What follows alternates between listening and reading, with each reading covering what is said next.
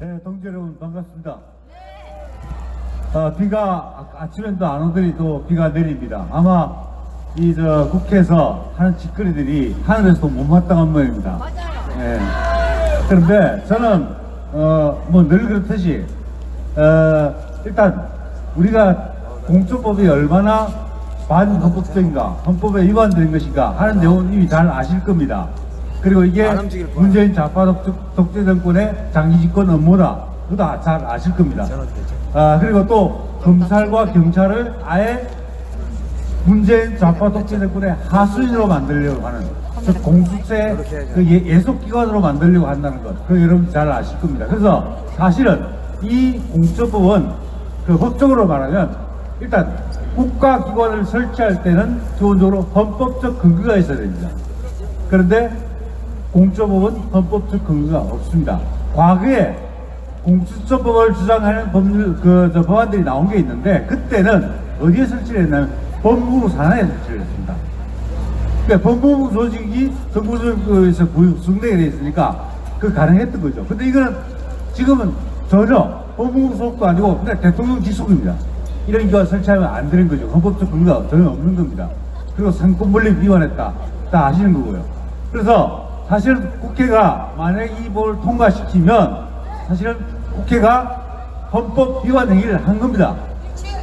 그러니까 사실 당연히 그 책임을 져야 되겠죠. 그 책임을 지는 방법이 현행법상으로는 없습니다.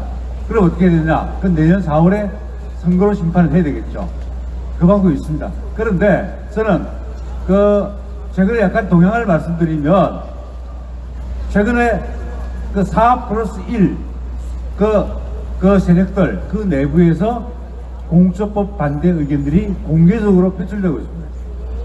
공개적으로. 민주당 내에서 나오고, 바른미래당에서 나오고, 이렇게 해가지고, 실제로 공천법이 통과될 가능성도 있지만, 부결될 가능성도 있습니다. 저는 언제나 낙관적으로 봅니다. 오늘 표결해가지고, 바로 부결되기를 희망하고, 또 그렇게 할 거라고 예상을 합니다. 그래서 우리가 이렇게 오늘 우리 동지들이 많이 모여서 우리의 함성을 높이면 국회의원들 겁먹습니다. 겁먹어서 야, 이거 공천법 잘못 통과시켰다가는 우리 공화당에게 정말 볼륨이 아프구나, 이 생각을 하게 되면 저희들이 멈칫할 겁니다. 우리 집회의 목적이 그게 있습니다. 그런데 또 하나 생각하는 게, 만약에 공수처가 만약에 부결되면요, 우리 축제해야죠. 마지막 태극기 집회가 정말 공천법이 부결되는 그런 대승리를 거두면서 오늘 2019년 집회를 마무리하게 되겠죠. 그런데 만약에 통과되면 어떡하느냐. 저는 통과되면, 제 개인적인 생각입니다. 이건 저는 그 길이 바로 문재인 정권의 몰락을 재촉하는 길이라고 생각합니다.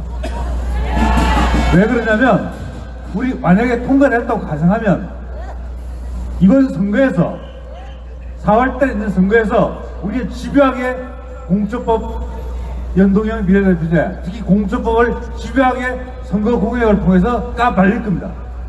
바로 이 문재인 좌파 독재 정권이 이걸 획책하고 있고, 그리고 여기에 자유한국당이 제대로 대처하지 못했고, 그래서 이러한 독재국가를 만드는 그 체제 준비를 갖춰주는 이런 걸 사실은 방치했다, 또 획책했다. 이것을 우리가 선거 내내 이걸 우리가 공약으로 내걸고 공격을 할 겁니다. 그리고 또 중요한 게 있습니다. 사실은 검찰이 중요한 역할을 할 겁니다. 지금 이 공천법이 통과되더라도 공처가 구성이 되려면 시간이 걸립니다. 아마 제 생각에는 선거 이후일 것 같습니다. 그게 이제 인선작업도 그거지만은 사실은 국회가 사실상 이제 식물 상태로 들어가기 때문에 그 이후에 구성될 것 같은데, 그 과정에서 제 생각에는 검찰이 가만히 있지 않을 것 같습니다. 다시 말하자면 검찰을 아예 공처의 예속기관으로 만들려고 하는 이 공천법을 가장 그 법에 분노하는 사람들이 검찰입니다.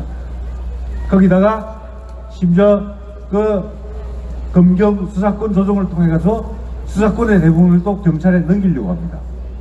검찰은 굉장히 격앙되어 있습니다. 그렇다면 검찰에 이 법이 통과됐다고 했을 때 가만히 있을까요?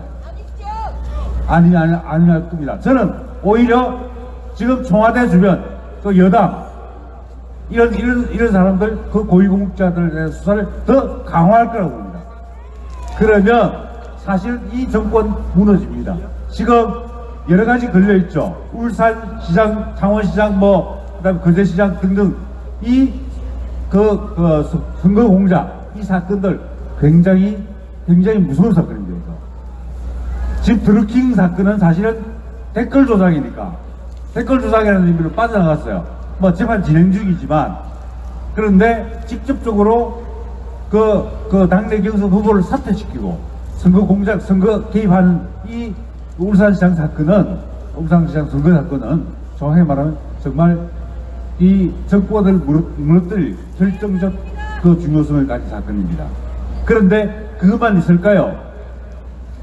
저는 이미 문재인 정권의 레임덕 현상뿐만 아니라 이미 거의 식물일관 상태로 가고 있다고 보는데요. 그러면 문재인 정권과 관련된 정보들이, 내부 정보들이 흘러나오게 되고요. 검찰들은 그걸 집요하게 캐게 됩니다. 다시 말하자면 검찰이 어떻게 생각하나, 공수처법이 통과된다면 검찰은 이렇게 생각합니다. 문재인 정권이 무너져야 검찰이 산다고 생각할 수 있습니다. 그렇다면 현 권력층들이 검찰에 집중적인 타겟이 되는 거죠. 그러면 제 생각에는 이 문재인 정권의 그 여러 가지 게이트들이 아마 4월 선거 무렵에 집중적으로 쏟아져 나올 겁니다. 그러면 그들이 애써 만들어놨던 연동형 비례대표제가 그 사프라이스의 동반몰락을 가져오는 결과를 가져올 수도 있습니다. 동반몰락을 가져올 수 있습니다.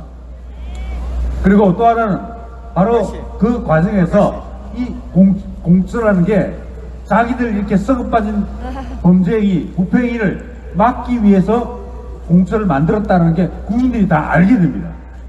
우리가 선거 공약으로 그걸 내세우고요. 한마디로 말하면 이런 거 내세우는 거예요. 공수처 폐지, 이거 공약으로 내세우는 거죠, 우리가. 자유한국당이 하지 못하는 것, 이런 공약들을 개발해가지고 바로 이 문재인 정권이 해왔던 여러 가지 공작적 이런 것들, 드루킹 사건을 포함해서 이런 실정들을 다 까발리는 겁니다. 그래서 한마디로 말하면 문재인 정권이 더 이상 버티지 못하고 스스로 퇴진하는 상태를, 그 결과를 우리가 만들어낸다 그런 겁니다. 그래서 여러분, 동지 여러분, 너무 기죽지 말고, 법학기 교수님 저도 앞에서 앞장서서 투쟁합니다. 걱정하지 마십시오. 그러니까 우리가 이길 수 있습니다. 아까 핸드폰 말씀하셨듯이 전투에서 질 수 있어도, 한 전투, 두 전투 질 수 있어도 전쟁은 우리가 반드시 이깁니다. 감사합니다.